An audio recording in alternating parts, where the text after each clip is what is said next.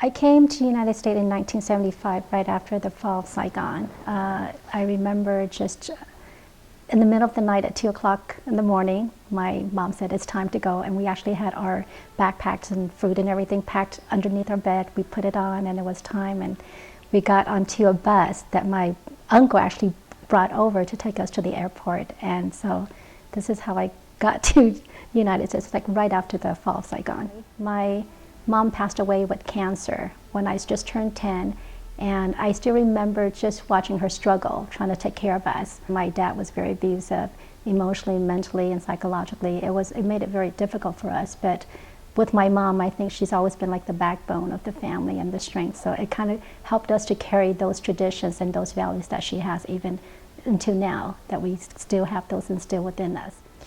After my mom died of cancer, my dad went through a difficulty as far as like trying to take care of children, and I know it's hard having 11 children to take care of and having all these young girls. I think probably because he was in the war also, he experienced a lot of I guess the PTSD they call it, and you can see a lot of this anger and more violent coming out, and stuff. It got to the point where my dad would refuse to feed us, and he would just leave for days and not say anything, and we pretty much kept to ourselves. We didn't share much of these situations of what was going on, but we always made sure that the kids were taken care of. You know, I always make sure that the kids, my younger sisters, were always being fed before they left, that they dressed appropriately at all times, just because every time they walk out that door, I tell them, you represent the family. So I was the first one to graduate from college, and my sister followed afterward. And so to me, that was an honor, but that was also the determination for me to keep driving, keep pushing myself and saying, I have to set this example for my sister. I have to let them know that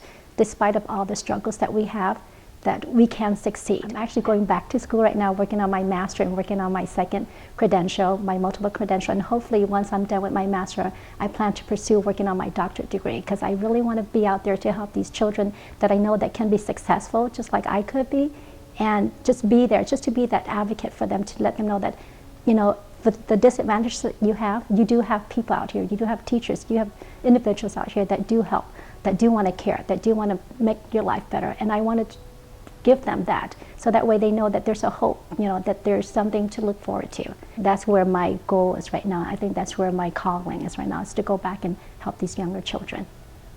Well, my mom is pretty much superwoman.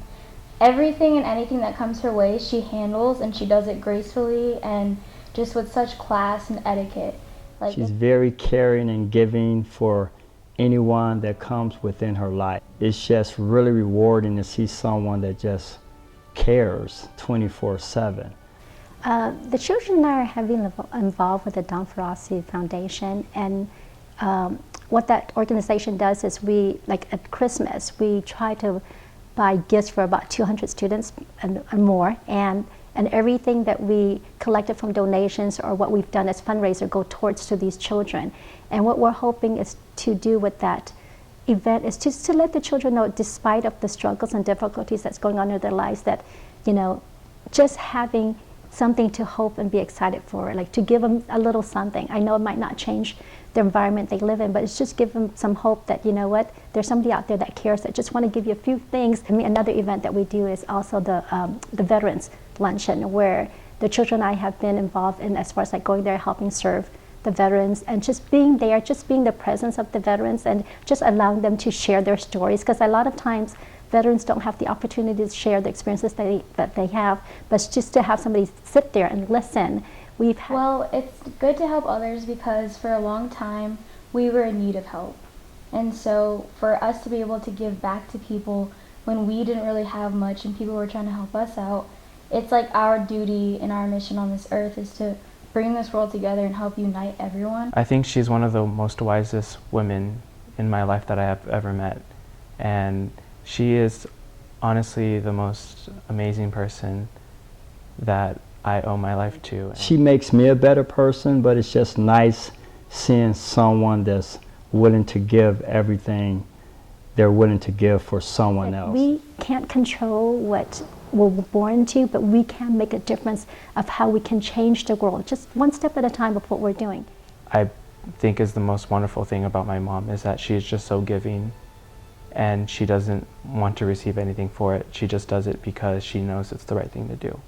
Mom, I want to thank you for everything you've done for us, and there are no words to explain how much I love you. And I know I don't say it as much, but you're the world to me.